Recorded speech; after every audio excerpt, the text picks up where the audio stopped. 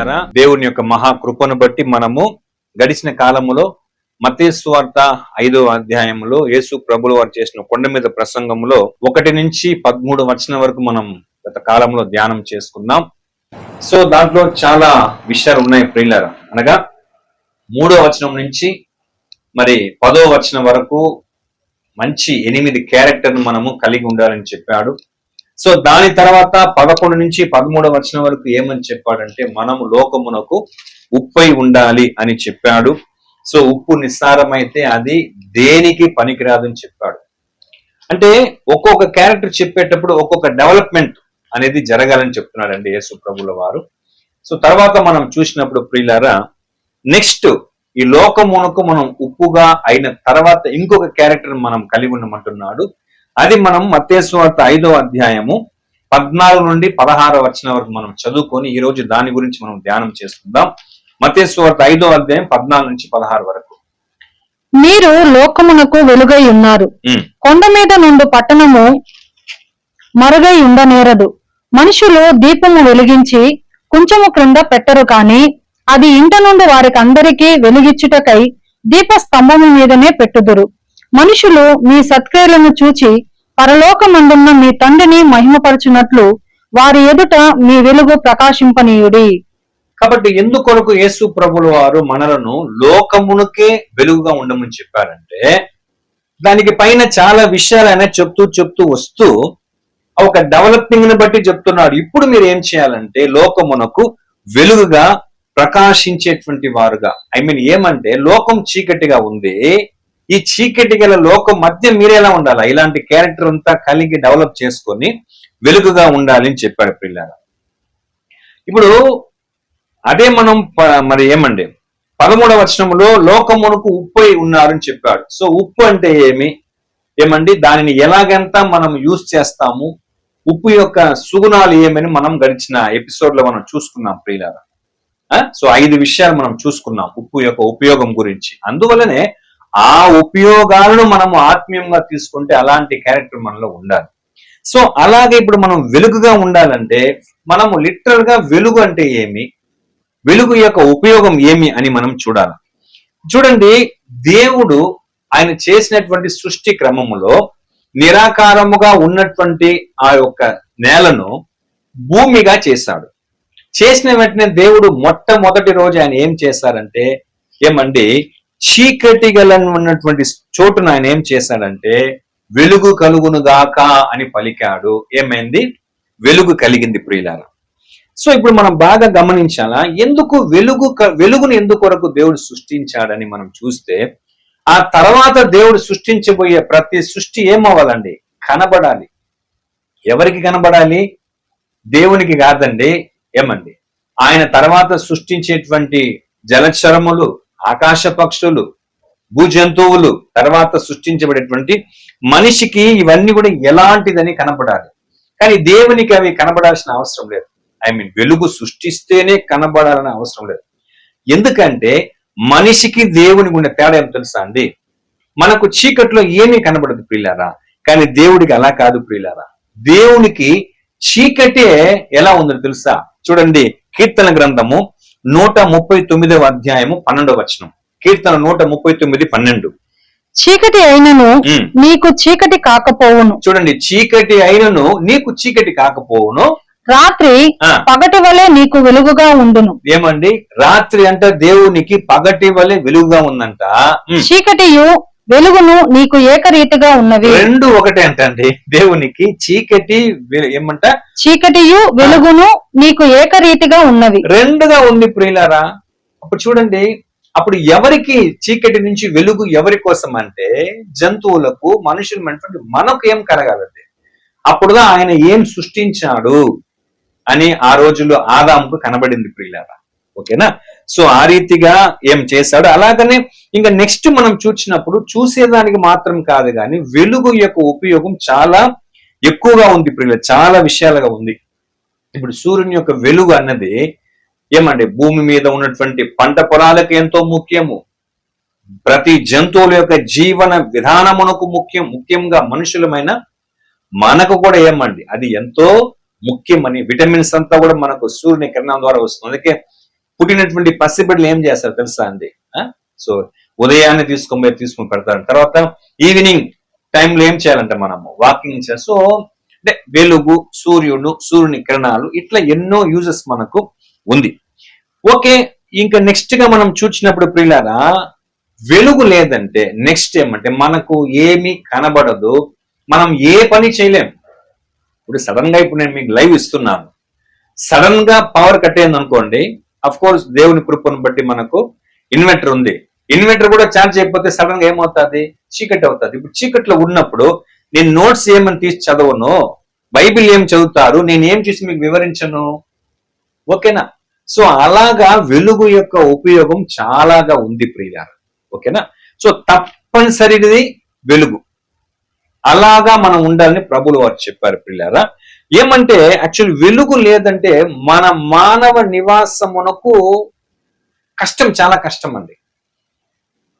Actually దేవుడు మోషే ద్వారా 10 తెగుళ్ళు అక్కడ జరిగిందండి. ఎక్కడ? ఐగుప్తు దేశంలో. అక్కడ ఒకటేమి జరిగిందంటే, ఐగుప్తు దేశంలో 3 రోజులు దేవుడు చీకటి చేస్తున్నాడు. ఆ చీకటి చేసినప్పుడు ఆ వెలుగు లేనందువలన ఏం పరిస్థితి అయింది తెలుసా ప్రియులారా? చూడండి, నిర్గమకాండం 10వ అధ్యాయము 22-23 వచనాలు. నిర్గమకాండం 10:22-23. మోషే ఆకాశము వైపు తన చెయ్యి ఎత్తినప్పుడు ఐగుప్తు దేశం అంతయు 3 దినములు గాఢాంధకారమాయెను. 3 దినములు ఒకరినొకడు కనుగొనలేదు. 3 దినములు ఒకరినొకడు కనుగొనలేడు. తర్వాత ఎవడును తానున్న చోట నుండి లేవలేకపోయాను. ఎవడు కూడా తానున్న చోట నుంచి లేవలేకపోయాడు. ఎందుకు? అక్కడ చీకటి కమ్ముకునింది కనుక, అక్కడ వెలుగు లేనందువలన 3 దినముల వాళ్ళ పరిస్థితి కటిక చీకటి ప్రియులారా. ఎంత భయంకరమైన పరిస్థితి చూడండి. మనం ఆలోచించాల వెలుగు యొక్క ఉపయోగము మానవుని జీవితంకి ఎంతో ముఖ్యం. రెండవదిగా అదే వెలుగు చేత మనం ఏం చూస్తున్నామండి? విశ్వంలో దేవుని యొక్క సృష్టి అంతా మనం చూసి దేవుని జ్ఞానం, దేవుని శక్తి, దేవుని బలం, ఇవన్నీ కూడా ఏమవుతుంది? మనకు చాలా క్లారిటీగా కనిపిస్తుంది ప్రియులారా. తర్వాత దేవుడు ఉన్నాడనే దానికి ఏమండి, మనం చూసేటువంటి ఈ యొక్క సృష్టిని బట్టి మనం ఏం చేస్తున్నాం? దేవుడు అనేవాడు ఒకడు ఉన్నాడు, సృష్టికర్త అయినటువంటి వాడు ఉన్నాడు. ఇప్పుడు ఇదే చూడండి, పుట్టుక నుంచి ఎవరన్నా గుడ్డివారుగా ఉన్నారనుకోండి, ఇప్పుడు మనం కళ్ళలో చూసి అన్ని రంగులు చూస్తున్నాము, కదలని వస్తువు, కదిలే వస్తువు, మనుషులు, ప్రతిదీ చూస్తున్నాం దేవుని సృష్టిగాని. పుట్టుక నుంచి గుడ్డిగా ఉన్నటువంటి వానికి ఏమి తెలుస్తుందండి? దేవుని సృష్టియే తెలియదు ప్రియులారా. తాను ఎలాగున్నాడో తనకు తెలియదు, తన తల్లిదండ్రులు ఎలా ఉన్నారో తమకు తెలియదు. సో కంప్లీట్ గా శూన్యమే, చీకటి. అలాగా అప్పుడు వెలుగు అనేది ఎంత ముఖ్యం. ఆ వెలుగు వలన ఏమండి, మనం సమస్తమును దేవుని సృష్టి అన్నిటిని కూడా అన్నిటిని మనం ఎగ్జాక్ట్ గా చూస్తున్నాం ప్రియులారా. ఓకేనా? కాబట్టి ఆయన ఏమని చెప్తున్నాడంటే, మీరు లోకమునకు వెలుగై ఉన్నారు. సో ఆ వెలుగును దేవుడు మొట్టమొదటి రోజు సృష్టించినప్పుడు ఆయన సృష్టిని ఏం చేయాలా? ఆ యొక్క వెలుగుని కలుగుగాక అని వెలుగును కలిగించిన చేతనే సమస్తమును చూడగలుగుతున్నాము ప్రియులారా. అదే రకంగా సో ఇప్పుడు దేవుడు సృష్టి మూలముగా వెలుగు ఏర్పడింది, కానీ దేవుడే ఏమై ఉన్నాడు? యాక్చువల్లీ ఆయనే వెలుగై ఉన్నాడు కదా. యాకోబు రాసిన పత్రిక 1వ అధ్యాయము 17వ వచనం. యాకోబు 1:17. శ్రేష్టమైన ప్రతి ఈవియు సంపూర్ణమైన ప్రతి వరమును పరసంబంధమైన జ్యోతిర్మయుడగు తండ్రి యొద్ద నుండి వచ్చును. చూసారా? జ్యోతిర్మయుడగు అంటే ఏమండి? వెలుగై ఉన్నటువంటి దేవుని యొద్ద నుంచే శ్రేష్టమైన ప్రతి ఈవియు, సంపూర్ణమై ఉన్న ప్రతి వరమును మనకి ఎక్కడి నుంచి రావాలా? పరలోకములో ఉన్న వెలుగై ఉన్నటువంటి దేవుని యొద్ద నుంచి సమస్తం మనకు వస్తున్నది. ఓకేనా? ఇప్పుడు ఆ వెలుగై ఉన్నటువంటి దేవుడు ఏం చేశాడు నెక్స్ట్ అంటే ఏమండి, తనలోని వెలుగుని ఆయన ఏమండి తాను ఎలాంటి వాడు అని చూపించేదాని కొరకు తన ఏకైక కుమారుడిని వెలుగుగా ఈ లోకానికి పంపించాడు. మనం బాగా గమనించాలి, సీక్వెన్స్ గా చూడాలా. యేసు ప్రభు లోకమునకు వెలుగై ఉన్నారంటే ఎందుకు వెలుగుగా ఆయన కంపేర్ చేసిన దానికి చాలా అర్థం ఉంది ప్రియులారా. తండ్రి అయిన దేవుడు ఒక వెలుగుగా ఉన్నాడు, ఆయన చేత పంపబడినటువంటి యేసు ఎలాంటి వాడుగా ఉన్నాడంటే ఆయన కూడా వెలుగుగా ఉన్నాడు. ఇది పౌలు ఎంత చక్కగా కంపేర్ చేస్తున్నాడంటే, మొదటి దినమున దేవుడు ఎలాగైతే వెలుగు కలుగు గాక అని చేశాడో అదే రకంగా యేసుని ఏమని పంపించాడంట. చూడండి, కొరింథీయులకు రాసిన 2వ పత్రిక 4వ అధ్యాయము 6వ వచనం. అంధకారములో నుండి వెలుగు ప్రకాశించును గాక అని పలికిన దేవుడే. చూడండి, అంధకారము నుండి వెలుగు కలుగును గాక, వెలుగు ప్రకాశించును గాక అని పలికిన దేవుడు అంటే ఎక్కడ చెప్పాడు? ఇది భూమి ఆరంభంలో చెప్పాడు కదా, ఆ దేవుడే తన మహిమను గూర్చిన జ్ఞానము యేసుక్రీస్తునందు వెల్లడి పరచుటకు మా హృదయములలో ప్రకాశించెను. తన మహిమను గూర్చిన జ్ఞానము యేసుక్రీస్తునందు వెల్లడి పరచుటకు మన హృదయంలో ఏం చేశాడు? ఆయన ప్రకాశించాడు. ఇప్పుడు ఆదిలో చీకటిగా ఉన్న స్థలములో వెలుగు కలుగు కాకని పలికిన దేవుడు క్రైస్తవుల విశ్వాసుల హృదయములో దేవుడు ఏమవ్వాలండి? ఎవరైతే ఆయన క్రైస్తవులుగా చేసుకుంటున్నాడో, తన బిడ్డలుగా చేసుకున్నాడో, వాళ్ళ హృదయములో క్రీస్తుని మూలముగా ప్రకాశింపచేసి ఒక ఆత్మీయమైనటువంటి వెలుగుకు కంపేర్ చేస్తున్నాడండి ఇక్కడ పౌలు.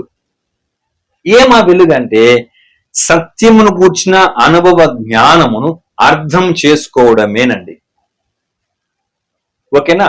అక్కడేమో దేవుని సృష్టిని గురించి చూసేదానికి వెలుగు కలుగుగాక, ఇక్కడేమో చెప్పాడు అంధకారమును చూచి అంధకారములో వెలుగు కలుగుగాక అని పలికిన దేవుడే ఏం చెప్పాడంటే, మిగతా సగము పలికిన దేవుడే తన మహిమను గూర్చిన జ్ఞానము. చూడండి, తన మహిమను గూర్చిన జ్ఞానము యేసుక్రీస్తునందు వెల్లడి పరచుటకు మా హృదయములలో ప్రకాశించను. యేసుక్రీస్తునందు వెల్లడి పరచుటకు.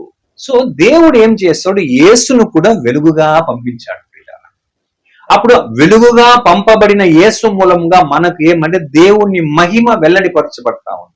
ఏమంటే అది సత్యమును గూర్చిన అనుభవ జ్ఞానమును గ్రహించగలటువంటి నేత్రం మనకేమైందండి? దేవుడు యేసుప్రభు మూలంగా, వెలుగుగా పంపబడినటువంటి యేసుప్రభు మూలంగా ఆయన దాన్ని తెరిచాడు. అదే 4వ వచనం చదవండి. అదే అధ్యాయం 4వ వచనము.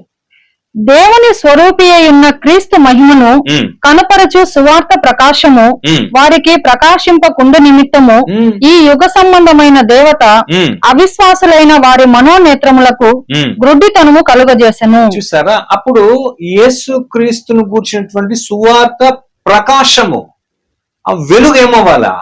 వెలిగించబడాలా. అయితే ఈ లోకంలో చాలా మందికి ఇంకా అది వెలిగించబడాల. కారణం, వాళ్ళకి వెలిగించబడకపోవడం గల కారణం ఏమంటే సైతాన్ దాన్ని ఏం చేశాడండి? అడ్డగించాడు. ఆ క్రీస్తు యొక్క వెలుగును, సువార్త ప్రకాశమానమును, అదిదా దేవుడు ఏం చేశాడు? క్రీస్తు మూలంగా వెలుగును మనకు ఇచ్చాడు పిల్ల. ఓకేనా?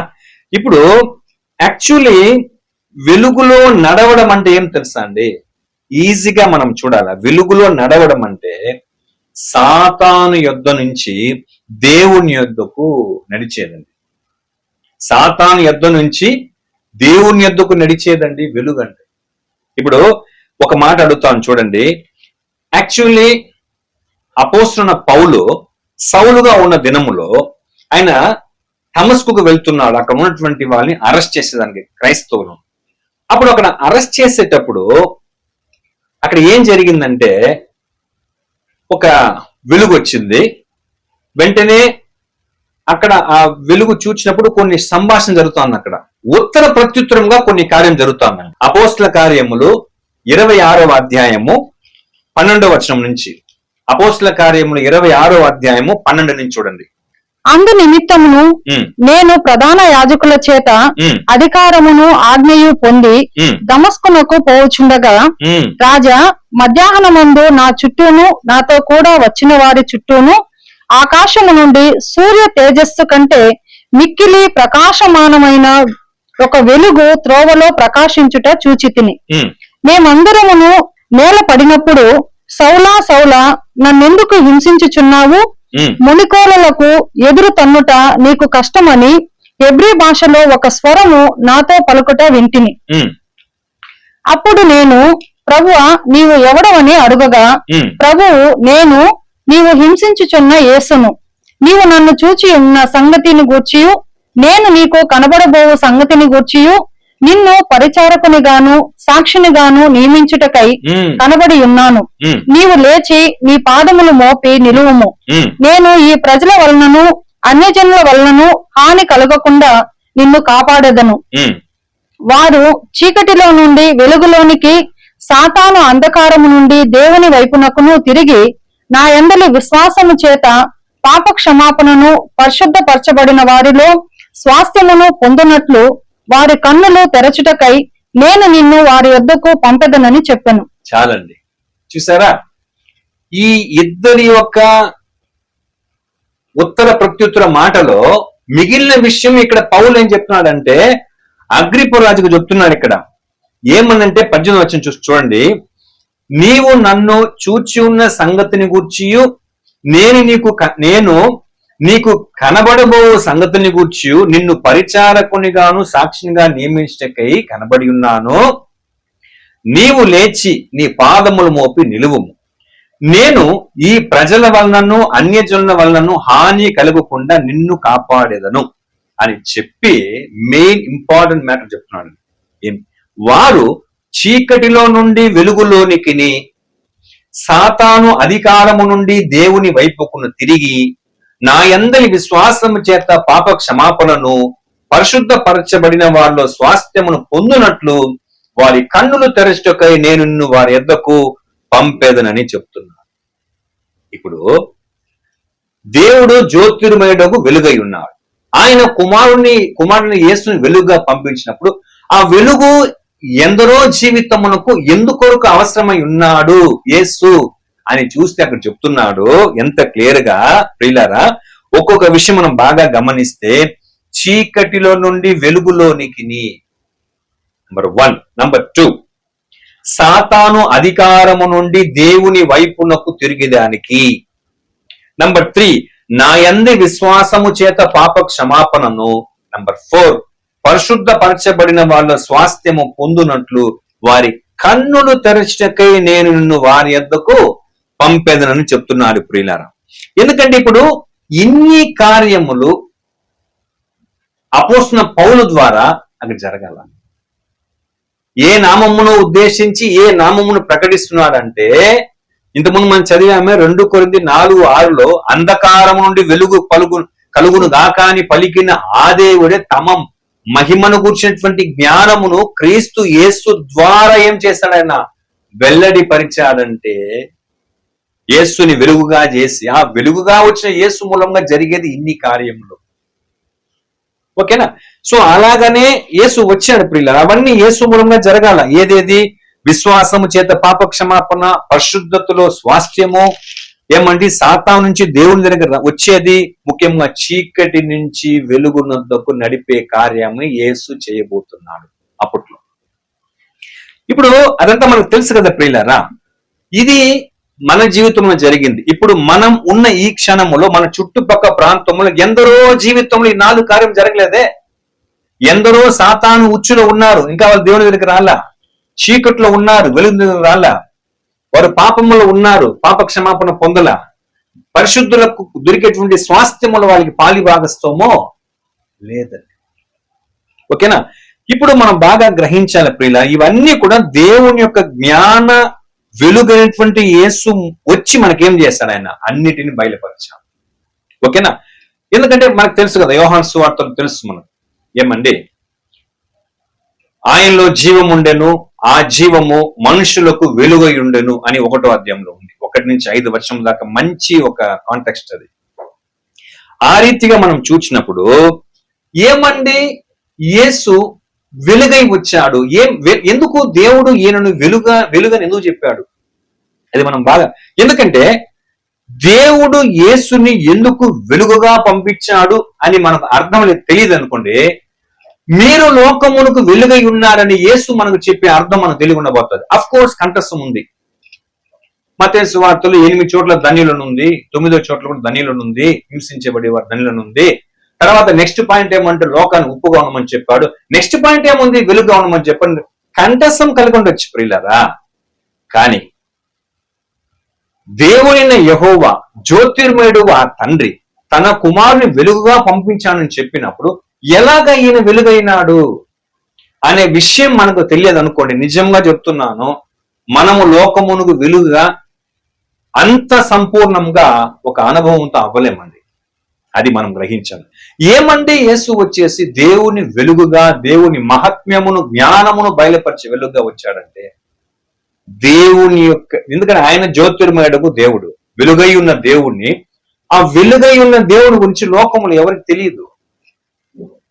యోహాను సువార్తలో చెప్తాడు మంచి మాట ఒకటి, తండ్రి రొమ్మున ఆనుకొని ఉన్న అద్వితీయ కుమారుడే ఆయనే వచ్చి అద్వితీయ దేవుణ్ణి బయలుపరిచాడంట. ఎవరు బయలుపరచలా? ఎలా బయలుపరిచాడు? ఆ వెలుగును గురించినటువంటి యెహోవాని ఈ వెలుగునటువంటి యేసు ప్రభు ఎట్లాగా వెలుగుగా వచ్చి బయలుపరిచాడంటే ఆయన ఏమై ఉన్నాడో అన్ని వచ్చి ఈయన దాన్ని నిరూపించాడు. ఫర్ ఎగ్జాంపుల్ కొన్ని క్యారెక్టర్ చెప్తాను, మీకు తెలిసిందే. దేవుడు ప్రేమామయుడు, కృపామయుడు, దయామయుడు, నీతిమంతుడు, పరిశుద్ధుడు, పోషకుడు, గొప్ప జ్ఞాని, రక్షకుడు, నిత్యజీవం ఇచ్చేవాడు, మహిమ గలవాడు, ఇలా అనేకమైనటువంటి విషయములను యేసు వచ్చి ఏం చేశారు తెలుసా ప్రియులారా? యెహోవాలో ఉన్నదంతా తీసుకొచ్చి యేసు మొత్తం చూపించాడు. కంప్లీట్ గా ఆయన ఎలాంటి వాడో ఈయన అన్ని విషయాలను, అన్ని క్యారెక్టర్ ని యేసుక్రీస్తు చూపించాడు ప్రియులారా. ఓకేనా? ఇప్పుడు ఇది మనకు ఏమండి ప్రూఫ్? ఎందుకు ఎట్లాగా అంత ఈజీగా చెప్పగలుగుతాడు దేవుడు? ఈయనను వెలుగుగా పంపించిన ఎలా చెప్పగలుగుతాడు? దానికి కొన్ని ప్రూఫ్స్ ఉన్నాయి ప్రియులారా, అది చూద్దాం. చూడండి, ఎందుకంటే ఈ ప్రూఫ్స్ అంతా ఎట్లా యేసులో రివైల్ అయిందో, ఎట్లా అది కంప్లీట్ గా నిరూపించబడిందో, అది తెలియకపోతే మనం ఎలాగ వెలుగుగా ఉండాలో మనం కూడా తెలియదు, మనం కూడా అలాగ జీవించలేం. ఫస్ట్ ఆఫ్ ఆల్ చూడండి, యోహాను సువార్త 8వ అధ్యాయం 12వ వచనం. యోహాను 8:12. మరలా యేసు, నేను లోకమునకు వెలుగును. చూడండి, నేను లోకమునకు వెలుగును, నన్ను వెంబడించువాడు చీకటిలో నడువక జీవపు వెలుగు కలిగి ఉండునని వారితో చెప్పాను. చూసారా? నేను వెలుగును, నన్ను వెంబడించువారు చీకటిలో నడువక జీవపు వెలుగు కలిగి ఉండునని వారితో చెప్పాను. ఇప్పుడు మనలో ఎంతమంది వెలుగులో ఉన్నాము, వెలుగై ఉన్నాము? మనలో ఎంతమంది చీకటిలోనే లేకుండా ఉన్నాము? మనలో ఎంతమంది జీవపు వెలుగును వెంబడిస్తున్నాం అనే దానికి ఏమండి ప్రూఫ్? అప్పుడు ఏం చేయాలి? ఫస్ట్ యేసు ఏ రీతిగా దేవుని యొక్క వెలుగుగా ఉన్నాడని తెలుసుకోవాలని లేదా? నేను వెలుగై ఉన్నానని చక్కగా చెప్పాడు యేసు ప్రభు. ఎలాగ వెలుగైనాడు ఆయన? ఎందుకంటే జ్యోతిర్మయుడు యెహోవాని వెలుగైన వాడు. ఈయన వచ్చి ఎలాగ తను వెలుగుగా ఆయన ప్రూఫ్ చేసుకోగలిగినాడంటే కొన్ని విషయాలు చూద్దాం. చూడండి ప్రియులారా, కొలస్సీలకు రాసిన పత్రిక 1వ అధ్యాయము 15-18 వరకు యేసు ఎట్లా తాను వెలుగైనటువంటి వాడుగా వెలిగించబడ్డాడు దానికి ప్రూఫ్. కొలస్సీ 1:15-18 వరకు. ఆయన అదృశ్య దేవుని స్వరూపి అయి సర్వ సృష్టికి ఆది సంభూతుడై ఉన్నాడు. ఏలయనగా ఆకాశమందున్నవియు భూమి అందున్నవియు దృశ్యమైనవి గాని అదృశ్యమైనవి గాని అవి సింహాసనములైనను ప్రభుత్వములైనను ప్రధానులైనను అధికారములైనను సర్వమును ఆయన యందు సృజింపబడెను.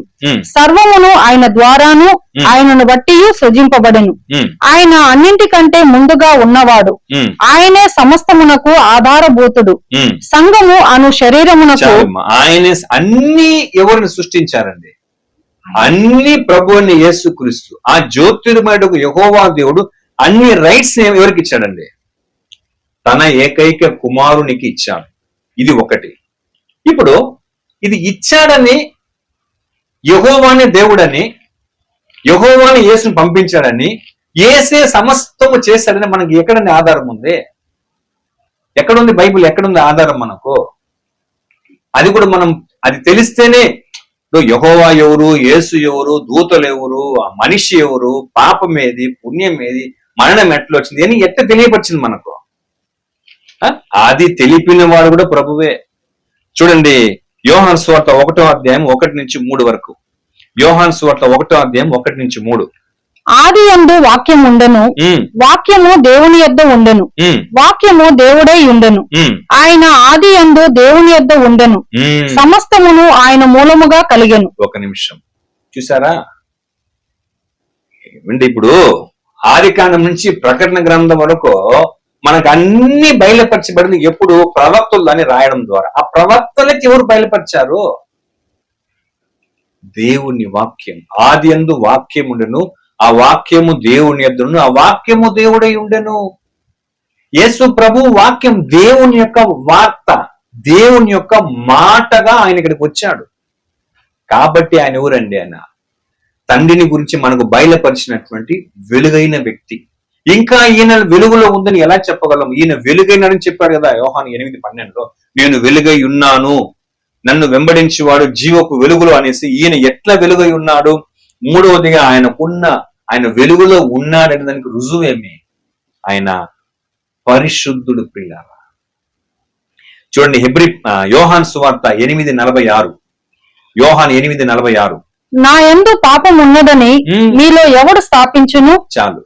నా యందు పాపం ఉన్నదని మీలో ఎవరు స్థాపించగలుగుతారు?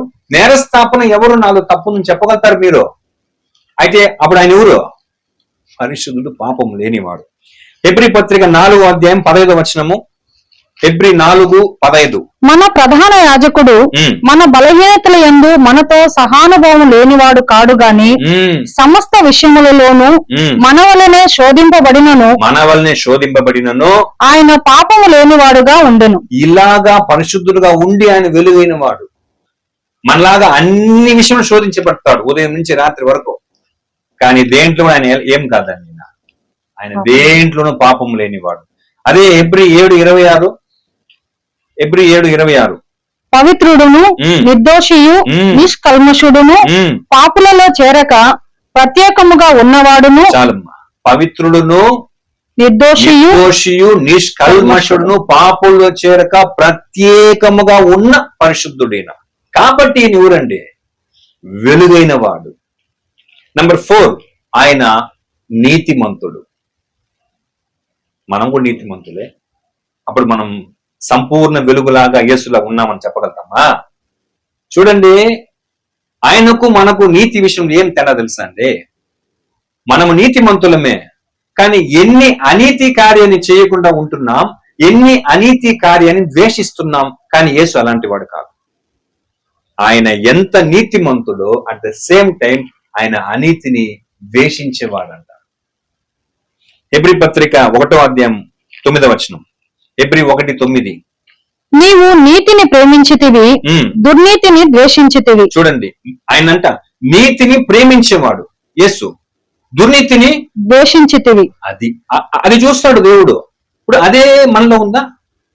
నీతిని ప్రేమించాలా, నీతి కలిగి ఉండాలా, కానీ దుర్నీతిని ఏం చేయాలా? చేసేది కాదు. ఫస్ట్ ఆఫ్ ఆల్ దుర్నీతిని ఏం చేయాలా? కంప్లీట్ గా ద్వేషించాలా. దానివల్ల దేవునికి ఏం కలిగింది ఆయన మీద? అందుచేత దేవుడు నీ తోడి వారి కంటే నిన్ను హెచ్చించినట్లుగా ఆనంద తైలముతో అభిషేకించెను. చూసారా? దేవుడు చూస్తున్నాడు, నేను వెలుగు, నా కుమారుని వెలుగుగా పంపించాను, నన్ను ఎలాగ రిఫ్లెక్ట్ చేస్తున్నాడంటే అతడు నీతిని ప్రేమించేవాడు, దుర్నీతిని ద్వేషించేవాడు. నెక్స్ట్, యేసు ప్రభు వెలుగైన వాడైన దానికి ఏమండి అంటే ఆయన తను తాను తగ్గించుకునే వ్యక్తి. చూడండి, యెషయా గ్రంథం 66:2. యెషయా 66:2. అవన్నీ నా హస్త కృత్యములు, అవి నా వలన కలిగినవని యెహోవా సెలవిచ్చుచున్నాడు. ఎవడు దీనుడై, చూడండి, ఎవడు దీనుడై నలిగిన హృదయము గలవాడై నా మాట విని వణుకుచుండునో వానినే నేను దృష్టించుచున్నాను. ఇప్పుడు దేవుడికి ఎవరంట? ఆయన మాట విని దీనుడై ఎవరైతే ఆయన మాట విని వణుకుచున్నాడు వాణ్ణి దేవుడు ఏం చేస్తాడు? పరమ నుండి దృష్టించి చూస్తాడు. అదే క్యారెక్టర్ యేసులో ఉంది.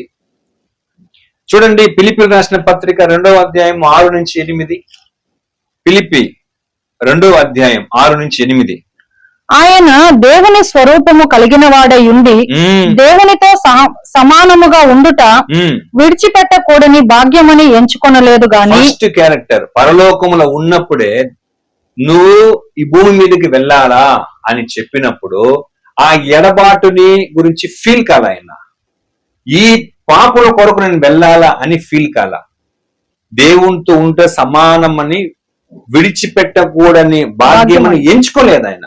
నిన్ను నుంచి నేను పోనని చెప్పలా. నీవు నాకు ఇచ్చిన మహిమను విడిచిపెట్టి ఒక సాధారణమైన మనిషి పుట్టనని చెప్పలా ఆయన. అని ఏమని వచ్చాడు? మనుషుల పోలికగా పుట్టి దాసుని స్వరూపమును ధరించుకొని తన్ను తానే రిక్తునిగా చేసుకొనెను. మరియు ఆయన ఆకారమందు మనుషుడుగా కనబడి మరణము పొందినంతగా, అనగా శిలువ మరణము పొందినంతగా విధేయత చూపిన వాడై తన్ను తాను తగ్గించుకొనెను. దేవుడు వెలుగుగా ఒక డ్యూటీ ఇచ్చి పంపించాడు. వెలుగుగా పంపించాడు. ఆయన ఎన్ని క్యారెక్టర్ కలిగి దాన్ని ఆయన కాపాడుకున్నాడండి. మనిషిగా పుట్టడం ఓకే అంటే ఓకే, కానీ ఒక అనాథలాగా ఉండాలి ఆయన. మరణం పొందినంతగా సిలువ మరణం శపించబడినటువంటి తప్పే చేయని వాడు, శాపం నొందదగిన వాడు ఏం చేయాలి? ఇప్పుడు అందరి పాప భారాన్ని తాను మోసుకుని పోయి చంపబడాల సిలువ మరణం చేత. ఆయన వెలుగుగా ఉన్నాడంటే ఊరికే చెప్పలేదండి బైబిల్. నెక్స్ట్ ఏమని చూస్తే ప్రియులారా, ఆయన శిష్యుల పాదమును కడిగేటువంటి స్థితికి కూడా ఆయన ఏమైపోయినాడు? తను తాను తగ్గించుకున్న వ్యక్తిగా. ఇదంతా సాధ్యమా అండి మనకు? శిష్యుల పాదములు, పరిశుద్ధుడు, దేవుని కుమారుడు, యజమానుడు, బోధకుడు, ఓకేనా, ఎన్నో అద్భుత ఆశ్చర్య సూచక స్వస్థత కార్యములు చేసినటువంటి గొప్ప వాడు ఆయన శిష్యుల పాదములు కడిగే అంతటి దీనుడుగా ఏమైనాడండి? దిగి వచ్చాడంటే ఎంత ఆయన వెలుగుగా ఉన్నాడు ప్రూవ్ చేస్తారు ఇవన్నీ, ఆ క్వాలిటీస్, ఆ క్యారెక్టర్. నెక్స్ట్ చూడండి, ఆయనకి ఏమండి నశించిపోయే దాన్ని వెదకేదానికి వచ్చాడు, పాపులను రక్షించేదానికి వచ్చాడు. ఎందుకంటే ఈ క్వాలిటీస్ అంతా యెహోవా దగ్గర ఉంది. జాలి కలిగేది, క్షమించే గుణమంతా ఎవరిలో ఉంది? యెహోవాలో ఉంది. అవన్నీ వచ్చి ఆయన నిరూపించాడు కదా. లూకా సువార్త 19:10. లూకా 19:10. నశించిన దానిని వెదకి రక్షించుటకు మనుష్య కుమారుడు వచ్చనని అతనితో చెప్పాను. నశించిన దాన్ని వెదికి రక్షించే దాని కొరకు వచ్చిన వెలుగండి ఈయన. తర్వాత తిమోతికి రాసిన మొదటి పత్రిక 1:15. 1 తిమోతి 1:15. పాపులను రక్షించుటకు క్రీస్తు యేసు లోకమునకు వచ్చనను వాక్యము నమ్మదగినది, పూర్ణ అంగీకారమునకు యోగ్యమైనదినై ఉన్నది. ఏమండి ఈయన వెలుగు అని మనం ఎట్లండి రుజువు పరుచుకునేదంటే, పాపులను రక్షించుటకు క్రీస్తు యేసు లోకమునకు వచ్చిన మాట నమ్మదగినది. ఇదన్నీ, ఈ క్వాలిటీస్ అంతా ఆయనను వెలుగుమయములో ఉన్న వాడిని ప్రూవ్ చేసేటువంటి క్వాలిటీస్. నెక్స్ట్ ఆయనలో ఉన్నటువంటి క్వాలిటీ ఏమంటే, తండ్రి అయిన దేవునికి ఏది ఇష్టమో దాన్నే చేసేవాడు ఆయన. చూడండి, యోహాను సువార్త 6:38. 7వ కార్యముగా యెహోవాకి ఏం ఇష్టమో దాన్నే వెదకి చేస్తాడండి ఆయన. యోహాను 6:38. నా ఇష్టమును నెరవేర్చుకొనుటకు నేను రాలేదు, నన్ను పంపిన వాని చిత్తము నెరవేర్చుటకే పరలోకము నుండి దిగి వచ్చి తిని. చూడండి, ఆ వెలుగైన వాడు నన్ను ఎందుకొరకు వెలుగుగా పంపించాడంటే, ఇక్కడ వచ్చి నేను ఆయన పని చేయాలి. నా ఇష్టం నెరవేర్చుకుంటూ నేను రాలేదు, కానీ నన్ను పంపిన వాని చిత్తం నెరవేర్చుటకి పరలోకం నుండి నేనేమైనాను? దిగి వచ్చాను. ఆయన పుట్టుక యొక్క మూలం ఏమి, ఉద్దేశం ఏమి అని గ్రహించాడు పిల్లలు. తర్వాత 8:29. యోహాను సువార్త 8:29. నన్ను పంపిన వాడు నాకు తోడై ఉన్నాడు, ఆయనకిష్టమైన కార్యము నేను ఎల్లప్పుడూ చేయదును గనుక ఆయన నన్ను ఒంటరిగా విడిచిపెట్టలేదని చెప్పాను. చదువుతున్నామే, ఇక్కడ తేలిపోతుంది ప్రియారా, ఆయన ఏ విధముగా వెలుగైన వాడు. ఏమంట? నన్ను పంపిన వాడు నాకు తోడై ఉన్నాడు. ఎందుకు తోడై ఉన్నాడు? ఆయనకిష్టమైన కార్యము నేను ఎల్లప్పుడూ చేయదును గనుక ఆయన నన్ను ఒంటరిగా విడిచిపెట్టలేదని చెప్పాను. ఆయనకి ఏమంత ఇష్టము, నేను ఎల్లప్పుడూ, ఇంకో మాట చెప్పండి, నేను చేసేది అన్ని కూడా నా దేవునికి ఇష్టమైనవే చేస్తున్నానండి. నా దేవునికి ఇష్టం లేదు నేను ఏమీ చేయలేదని చెప్తున్నాడు. కాబట్టి ఆయన ఏమని ప్రూఫ్ అవుతున్నాడు మనకి ఇప్పుడు? ఆయనేనండి వెలుగైనటువంటి వాడు. ఓకేనా? సో నెక్స్ట్ ఒక ప్రూఫ్ చూస్తే మనము, తండ్రి అయిన దేవునితో ఐక్యమై ఆయనలో నిలిచి ఉండేవాడిన. దేవునితో ఐక్యం అవడమే పెద్ద విషయం, అందులో స్టాండర్డ్ గా మెయింటైన్ చేయడం అది ఇంకా గొప్ప విషయం. చూడండి, యోహాను సువార్త 17వ అధ్యాయము 21వ వచనం. తండ్రి నా యందు నీవును, చూడండి, తండ్రి నా యందు నీవును, నీ యందు నేనును ఉన్నలాగున, నీ యందు నేను ఉన్నలాగున. ఇరువురు ఎలా ఉన్నారు చూసారా? ఒక్కరిలో ఒకరు ఉన్నారు. ముఖ్యంగా తనలో యెహోవాని నిలుపుకున్నాడు ఈయన. ఎంత అటాచ్మెంట్, ఎంత ఐక్యత, ఎంత స్థిరముగా ఒకరిలో ఒకరు ఉండేటువంటి ఒక పరిస్థితి కలిగించుకున్నాడు యేసుక్రీస్తు. సో ఇందువల్లనేనండి ఆయన వెలుగైన వాడు. ఈయన జ్యోతిర్మయుడగు యెహోవా దేవుడు వెలుగైనటువంటి వాడు. ఆయనలో ఎప్పుడూ ఈయన నిలిచి ఉండడం వల్ల ఈయనెవరు ఇప్పుడు వెలుగైన వాడు. ప్రియులారా, నెక్స్ట్ దేవుని యొక్క సృష్టియగు దేవుని పిల్లలను ఆ దేవుని దగ్గరకే మరలా తీసుకొని చేర్చేదానికి ఏం చేశాడు ఆయన? ఇప్పుడు మనం అపోస్తల కార్యం చదివినాం కదండి, ఒక వాక్యము. అపోస్తల కార్యం మనం చదివాం కదా, చీకటి నుండి వెలుగునకును, సాతాను నుండి దేవుని ఎద్దకును చదివాం కదా. 4 పాయింట్ చదివాం కదా. చీకటి నుండి వెలుగునకును, సాతాను నుండి దేవుని వైపునకును అని అన్న ఉంది కదా. సో అది చేసేదానికి యేసు ఏమయ్యాడు తెలుసా? దేవుని బిడలను, దేవుని సృష్టిని, దేవుని ప్రజలను ఆ దేవుని యొద్దకే చేర్చేదానికి యేసు ఏమి అయ్యాడండి? చూడండి, కొలసి 1:19 నుంచి 22 వరకు. ఆయన యందు సర్వ సంపూర్ణత నివసింపవలననియు, ఆయన శిలువ రక్తము చేత సంధి చేసి ఆయన ద్వారా సమస్తమును, అవి భూలోకమందు ఉన్నవి అయినను పరలోకమందున్నవి అయినను వాటిని అన్నింటినీ ఆయన ద్వారా తనతో సమాధానపరచుకొనవలనని, ఆయన ద్వారా, కుమారుని ద్వారా దేవుడు తనతో సమాధానపరచుకొనవలనని తండ్రి అభిష్టమాయను. తండ్రికి ఇష్టం అంట. దీన్ని నెరవేర్చడం లేదా? కంటిన్యూ. మరియు గత కాలమందు దేవునికి దూరస్తులను మీ దుష్క్రియల వలన మీ మనస్సులో విరోధ భావము గలవారై ఉండిన మిమ్మును కూడా తన సన్నిధిని పరిశుద్ధులుగాను నిర్దోషులను గాను నిరపరాధులను గాను నిలువబెట్టుటకు ఆయన మాంసయుక్తమైన దేహమందు మరణము వలన ఇప్పుడు మిమ్మును సమాధానపరచెను. చూసారా? దేవుని యొద్ద నుంచి దూరం అయిపోయినటువంటి ఆయన జనాంగమును ఆదాము చేసిన అతిక్రమమును బట్టి, సాతాను యొక్క యుక్తిని బట్టి ఈ లోకం అంతా ఎంత దూరం అయిపోయినారండి దేవుని దగ్గర నుంచి. ఆ అందరినీ మళ్ళా దేవుని దగ్గర తీసుకొచ్చేదానికి ఈయన ఏమైనాడంట? ఆయన చెప్తున్నాడండి 22లో, తన సన్నిధిని పరిశుద్ధులుగాను నిర్దోషులుగాను నిరపరాధులుగాను నిలువబెట్టుటకు ఆయన మాంసయుక్తమైన దేహమందు మరణము వలన ఇప్పుడు మిమ్మును సమాధానపరిచే. ఎంత పెద్ద టార్గెట్ అండి దేవుడు యేసుకిచ్చి, ఎంత పెద్ద ప్రాజెక్ట్ వర్క్ ఇచ్చినాడు ఆయన. నేను వెలుగైన వాడిని ఏం చేస్తాడు యేసుక్రీస్తు నిరూపించాడు. రోమా 5:8 నుంచి 11 వరకు. అయితే దేవుడు మన ఎడల తన ప్రేమను వెల్లడిపరచుచున్నాడు. ఎట్లనగా మనం ఇంకనూ పాపులమై ఉండగానే క్రీస్తు మన కొరకు చనిపోయెను. ఇంకా మనం పాపులే.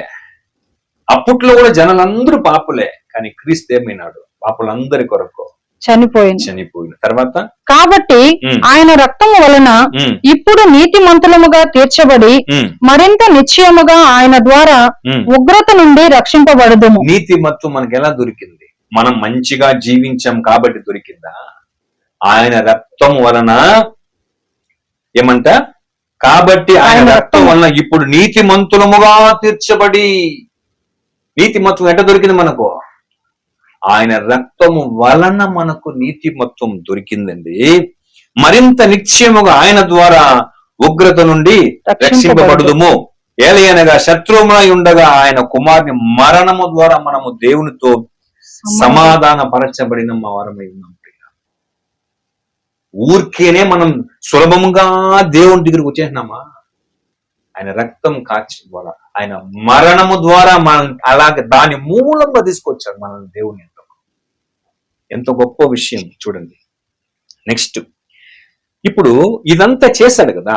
సో బేసిక్లీ మనం నీతిమంతులు కాదు, మనం పాపులే, కానీ ఆయన రక్తం చేత నీతిమంతులు చేస్తాడు. అది మాత్రం కాదు, ఇంకా ఆయన ఏం చేస్తాడంటే ప్రియులారా, ఒక వండర్ఫుల్ కార్యం చేస్తున్నాడు.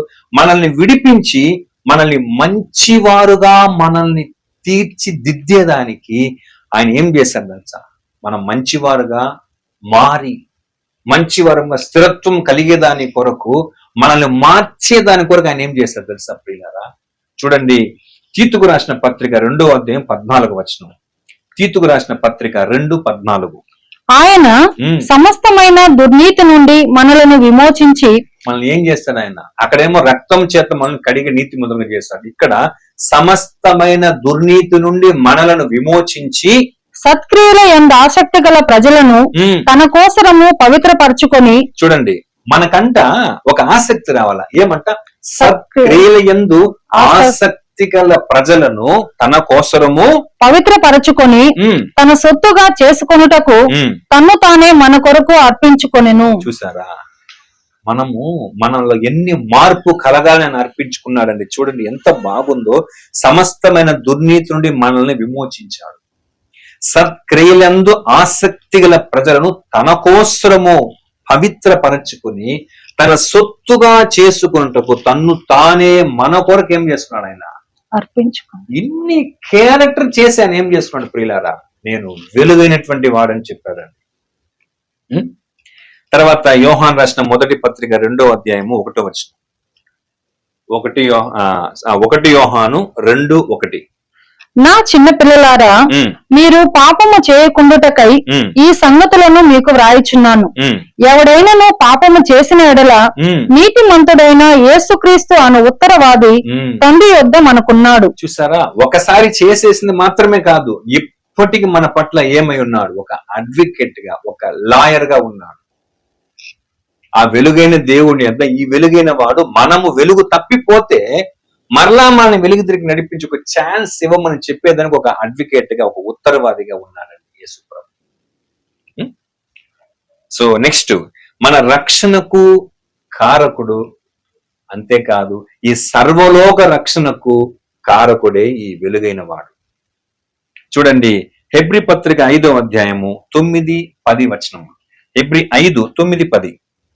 మరియు ఆయన సంపూర్ణ సిద్ధి పొందిన వాడై మెల్కీసెదెకు యొక్క క్రమములో చేరిన ప్రధాన యాజకుడని దేవుని చేత పిలువబడి తనకు విధేయులైన వారికి అందరికి నిత్య రక్షణకు కారకుడాయను. ఏమండి?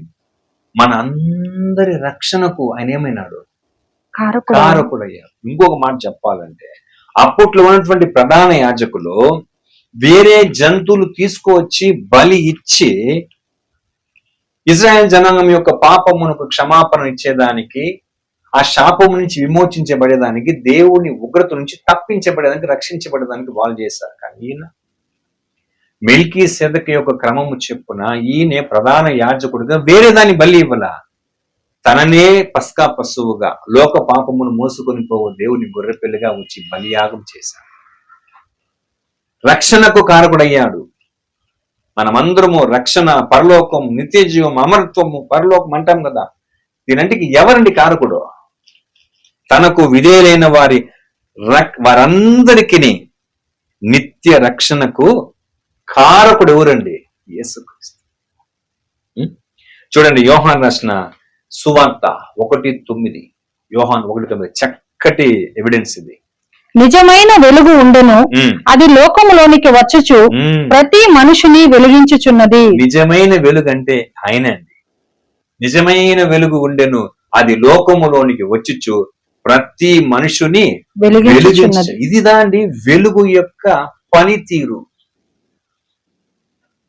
ఓకేనా? నెక్స్ట్, ఆయన ఇంకా ఎలాంటి వెలుగైన వాడు అని మనం చూసినప్పుడు, అంధకారమును తొలగించేవాడు, అంధకార శక్తులను తొలగించేవాడు, ఈ అంధకారమునకు అధిపతి అయిన వాడిని జయించేవాడు.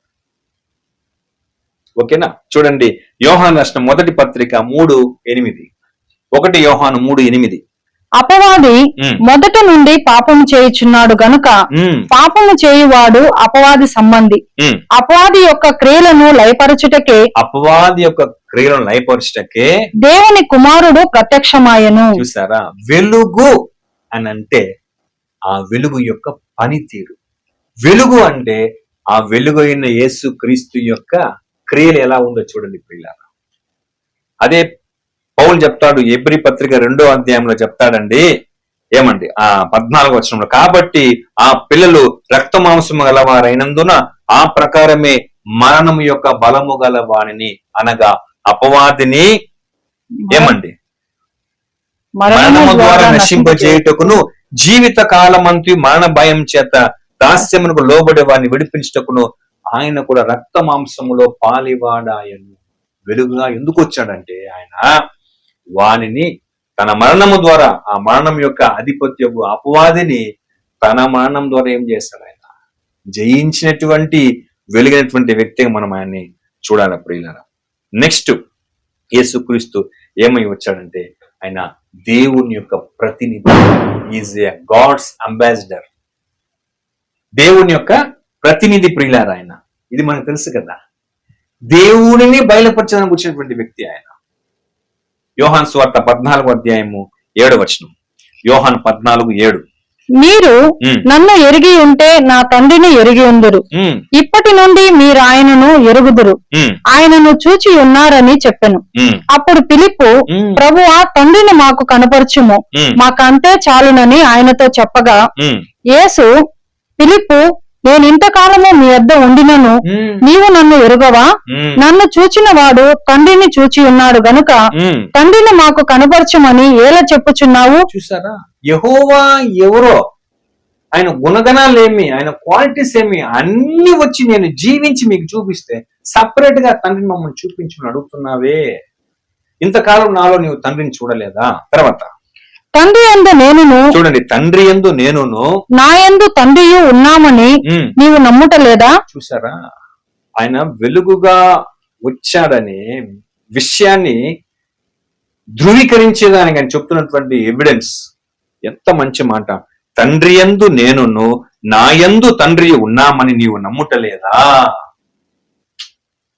నెక్స్ట్, నేను మీతో చెప్పుచున్న మాటలు నా యంతట నేనే చెప్పుటలేదు, తండ్రి నా యందు నివసించుచు తన క్రియలు చేయుచున్నాడు. చూసారా, నేను చేసే క్రియ నా అంతట నేను చేయలేదు, తండ్రి నా యందు నివసించి తన క్రియలు చేస్తున్నాడు. నేనేమన్నా మాట్లాడితే ఆయన సెలవిచ్చే దాన్ని బట్టి నేను మాట్లాడుతున్నా, నేనేమన్నా చేస్తే ఆయన నాలో ఉండి తన క్రియను ఆయన చేస్తున్నాడు. తర్వాత తండ్రి యందు నేనును నా యందు తండ్రియు ఉన్నామని నమ్ముడి, లేదా ఈ క్రియల నిమిత్తమైనను నన్ను నమ్ముడి. అదండి, ఈ యేసు అనే వెలుగైన వాడు ఆ జ్యోతిర్మయుడు యెహోవా దేవుని యొక్క ప్రతినిధి. ఆయన ఎలాంటి వాడో చక్కగా వచ్చి చూపించాడు ప్రజలకి. సో నెక్స్ట్ మనం చూసినప్పుడు 14వ పాయింట్ గా, దేవుని రాజ్యం ఎక్కడ ఉంది? పరలోకంలో ఉండేది. ఆ దేవుని యొక్క రాజ్యమును, ఆ పరలోక రాజ్యాన్ని ఈ భూలోకమునకు వచ్చి స్థాపించిన వ్యక్తినే ఈ వెలుగైన యేసుక్రీస్తు. చూడండి, మత్తయి సువార్త 4:23. యేసు వారి సమాజ మందిరములలో బోధించుచు దేవుని రాజ్యమును గూర్చిన సువార్తను ప్రకటించుచు ప్రజలలోని ప్రతి వ్యాధిని, చాలుమ్మా, దేవుని రాజ్యమును గూర్చిన సువార్తను ఏం చేస్తాడు ఆయన? ప్రకటించుచు. అంతకు ముందు ఎవరు వచ్చి భూమి మీద దేవుని రాజ్యాన్ని స్థాపించారు? ఈ వెలుగైన వాడు ఏం చేశాడు? దేవుని రాజ్య సువార్తను చెప్పి ఆ రాజ్యాన్ని ఇక్కడ స్థాపించే ప్రక్రియ చేశాడు. చెప్తాడు చూడండి, లూకా సువార్త 17:21. లూకా 17:21. ఎందుకనగా ఇదిగో దేవుని రాజ్యము మీ మధ్యనే ఉన్నది గనుక ఇదిగో ఇక్కడనని అదిగో అక్కడనని చెప్ప వీలు పడదని. చాలమ్మా, దేవుని రాజ్యం ఎక్కడుంది? మీ మధ్యనే స్థాపించాను. నేనే వచ్చి రాజ్యాన్ని ఏం చేస్తాను? నేను ఇక్కడికి వచ్చే సువార్తను ప్రకటించాను. నేనే వచ్చి మీ మధ్యన దాన్ని ఏం చేస్తాను? స్థాపించాను. వెలిగిన వాడు చేసేటువంటి కార్యాలు ఇవన్నీ. తర్వాత మనం చూసినప్పుడు రాజ్యాన్ని స్థాపించేది మాత్రం కాదండి, దేవుని రాజ్యములో, అంటే సంపూర్ణంగా దేవుని రాజ్యం ఇంకా రాలా, అది కొంచెం కొంచెము సంఘములో ఉంది, ఓకేనా? కానీ సంపూర్ణంగా దేవుని రాజ్యం ఈ లోకంలో స్థాపించబడినప్పుడు ఆ రాజ్యమును పరిపాలించేటువంటి వారిని కూడా తయారు చేసినటువంటి వాడే ఈ వెలుగైన వాడు. చూడండి, ఎఫెసీ పత్రిక 5:27. వెలుగు సంబంధులను ఆయన తయారు చేస్తాడని చెప్తున్నాను. ఎఫెసీ 5:27. అటువలే క్రీస్తు కూడా సంఘమును ప్రేమించి ఉమ్, అది కలంకమైనను ఉమ్, ముడత అయినను ఉమ్, అట్టిది మరి ఏదైనను లేక ఉమ్, పరిశుద్ధమైనది గాను ఉమ్, నిర్దోషమైనది గాను ఉమ్, మహిమగల సంఘము గాను ఆయన తన ఎదుట దానిని నిలువబెట్టుకొనవలనని ఉమ్, వాక్యముతో ఉతక స్నానము చేత ఉమ్, దానిని పవిత్రపరచి ఉమ్, పరిశుద్ధ పరచుటకై ఉమ్. దాని కొరకు తన్ను తాను అప్పగించుకొనెను. చూసారా, ఒక సంఘాన్ని ఆయన తయారు చేశాడు, చేస్తూ ఉన్నాడు. ఎందుకు? ఆయన స్థాపించినటువంటి రాజ్యము ఆయన రెండో రాకడ పరిపూర్ణం వచ్చేటప్పుడు ఆయనతో పాటు రాజ్య పరిపాలకును ఆయన తయారు చేస్తున్నాడు. ఎలా చేశాడంట? ఎంత చక్కగా చెప్తున్నాడు. క్రీస్తు కూడా సంఘమును ప్రేమించి అది కలంకమైనను ముడతయేనను అట్టిది మరి ఏదైనను లేక. చూడండి, ఆయన తయారు చేసే వాళ్ళంట ఆయన పరిశుద్ధులుగా ఉండింది మాత్రమే కాదు, యోహాను 8:40 చెప్పినట్టు నాలో పాపం ఉండదని మీరు ఏమైనా చెప్పాలని ఆయన మాత్రమే కాదు, ఆయన ఇంకొక గ్రూప్ ని తయారు చేస్తున్నాడు. అది ఎలాంటి వారు? కలంకమైనను ముడత అయినను అట్టిది మరి ఏదైనా లేక పరిశుద్ధమైనది గాను నిర్దోషమైనది గాను మహిమగల సంఘముగాను ఆయన తన ఎదుట దానిని నిలువబెట్టు కొనవలనని వాక్యముతో ఉతక స్నానము చేత దానిని పవిత్రపరచి పరిశుద్ధ పరచుకై తను తాను అప్పగించుకొనెను. అప్పగించుకున్నాడు. ఎంత కార్యము చేశాడండి యేసు ప్రభుల వారు. చూడండి, యోహాను సువార్త 15:16 చదవండి. యోహాను సువార్త 15:16 నుంచి. మీరు నన్ను ఏర్పరచుకొనలేదు, మీరు నా పేరట తండ్రిని ఏమి అడుగుదురో అది ఆయన మీకు అనుగ్రహించినట్లు మీరు వెళ్లి ఫలించుటకును. చూడండి, మీరు నన్ను ఏర్పరచుకోవాలి, కానీ నేను మీ పట్ల ఏం చేస్తున్నానంటే మీరు వెళ్లి ఫలించుటకును మీ ఫలము నిలిచి ఉండుటకును నేను మిమ్మల్ని ఏర్పరచుకొని నియమించితిని. ఏమండి, ఇక్కడ ఏమన్నా మనం సెల్ఫ్ డబ్బా కొడడానికి ఏమన్నా ఛాన్స్ ఉందంటారా? ఏమి మిగలబెట్టలే. మీరు ఫలించుటకును మీ ఫలము ఫలించుటకును మీ ఫలము నిలిచియుటకును నేను మిమ్మల్ని నియమించి తిని. తర్వాత మీరు ఒకరినొకడు ప్రేమింపవలనని ఈ సంగతులను మీకు ఆజ్ఞాపించుచున్నాను. లోకం 19 మీరు లోక సంబంధులైన ఎడల లోకము తన వారిని స్నేహించును, అయితే మీరు లోక సంబంధులు కారు, నేను మిమ్మును లోకములో నుండి ఏర్పరచుకొంటిని. చాలు, నేనేం చేసిన మిమ్మల్ని లోకం నుంచి ఏర్పాటు చేస్తున్నా. ఎందుకు? మీరు నాలాగా అవ్వాలి. ఎందుకు? మీరు రాజ్యాన్ని పరిపాలించేటువంటి ఒక స్థితికి మీరు రావాలా, పరిశుద్ధులుగా రావాలా, మహిమ గల వారుగా మిమ్మల్ని నిలబెట్టాలా. ఇప్పుడు చూడండి, యెహోవా దేవుడు తన ఏకైక కుమారుని లోకానికి వెలుగుగా పంపిస్తే ఆయన ఎంత గొప్ప గొప్ప కార్యములు చేసి ఆయన ఒక మాట అన్నాడు. ఇప్పుడు చదవండి ఆ మాట మరలా. యోహాను 8:12 చదవండి. మరలా యేసు నేను లోకమునకు వెలుగును. చూడండి, నేను లోకమునకు వెలుగును, నన్ను వెంబడించువాడు చీకటిలో నడువక జీవపు వెలుగు కలిగి ఉండునని వారితో చెప్పాను. ఇప్పుడు చూడండి, 15 పాయింట్లు చూసాం. ఇంకా యేసు వెలుగై ఉన్న దానికి ఆధారాలు ఎన్నో తీసుకొచ్చు. ఆయన చెప్తున్న మాట, నేను వెలుగై ఉన్నాను, నన్ను వెంబడించు మీరును జీవపు వెలుగు కలిగి ఉండుడని వారితో చెప్పాను. పూర్తిగా చదువు ఇంకోసారి. మరలా యేసు నేను లోకమునకు వెలుగును, నన్ను వెంబడించువాడు చీకటిలో నడువక. చూడండి, నేను లోకమునకు వెలుగుగా వచ్చాను, నన్ను వెంబడించువాడు చీకటిలో నడువక జీవపు వెలుగు కలిగి ఉండునని వారితో చెప్పాను. ఇప్పుడు చెప్పండి, ఇప్పుడు మనం ఒకసారి ఈ వచనాన్ని ఇలాగే పెట్టుకొని మత్తయి సువార్త 5:14 చదువుదాం ఒకసారి. మీరు లోకమునకు వెలుగై ఉన్నారు. చాలు. ఇప్పుడు యేసు వెలుగుగా వచ్చినవాడు, నన్ను వెంబడించేవాడు చీకటిలో నడువక జీవపు వెలుగు కలిగి ఉండునని చెప్పాడు. ఓకేనా? అయితే అక్కడ చూసినాం మనము మత్తయి సువార్త 12 ప్రసంగంలో మీరు లోకమునకు వెలుగై ఉన్నారంటే ప్రియులారా, ఇప్పుడు యేసు ప్రభు వెలుగైన వాడనే దానికి ఇన్ని రుజువులు చూసుకున్నాం మనం. ఇప్పుడు మీరు వెలుగై ఉన్నారంటే ఇప్పుడు మనల్ని గురించి ఎన్ని రుజువులు చూసుకోవాలి మనం. ఇప్పుడు ఇన్ని క్యారెక్టర్ ని ప్రూవ్ చేసి ఆయన నేను వెలుగుగా వచ్చాను, నన్ను వెంబడించేవాడు చీకట్లో నడువక జీవపు వెలుగుగా. ఆ వాక్యం తెలిస్తే సరిపోనా? మీరు లోకమునకు వెలుగై ఉన్నారు అని ఆ వాక్యం తెలిస్తే సరిపోనా? మనమంతా వెలుగులో ఉన్నామా? మనము కూడా వెలుగులో ఉన్నామనే దానికి రుజువులు ఎక్కడండి? ఏవి ఎక్కడున్నాయి రుజువులు? సో అవి ఏమి రుజువు అనే విషయాన్ని దేవుని చిత్తమైతే మనము నెక్స్ట్ ఎపిసోడ్ లో మనము మిగిలిన విషయం గురించి మనము ధ్యానం చేసుకుందాం. సో ఈ రోజు మనం మత్తయి సువార్త 5వ అధ్యాయం 14వ వచనంలో మీరు లోకమునకు వెలుగై ఉన్నారని చెప్పాడు. అంటే దానికంటే ముందు ఆయన వెలుగు, దానికంటే ముందు ఆయన పంపించిన వాడు వెలుగు. ఓకేనా? సో తండ్రి అయిన వాడు ఎలాంటి వెలుగైన వాడు, ఆయన చేత పంపబడిన వాడు యేసు ప్రభు ఎలాంటి వెలుగైన వాడు అని ఇప్పుడు మనం తెలుసుకున్నాం. అలాగా తెలుసుకున్న మనము ఆయన చేత ఏమని తెలుపబడపడుతున్నామంటే మీరు లోకమునకు వెలుగై ఉన్నారని చెప్పాడు. అప్పుడు ఎంతో కాలమైందండి మనం ఈ వెలుగైన వాడిని వెలుగుగా ధరించుకొని, అప్పుడు ఇంతవరకు మనలో ఎంతవరకు వెలుగుంది, ఏమాత్రం వెలుగుంది అనే విషయాన్ని ఏమండి ఇంకా ఆ 15, 16 వచనం చెప్తాడు మత్తయి సువార్త 5:14-16 దాకా. అవన్నిటిని విషయం ఇంకా వివరముగా దేవుని చిత్తం అయితే మనము రాబోయే దినములు మనము ధ్యానం చేసుకుందాం. ఇంతవరకు ఎంతో ఓపికతో వీక్షించిన మీకు అందరికీ ప్రభు నామమున వందనం తెలుపుతున్నాను.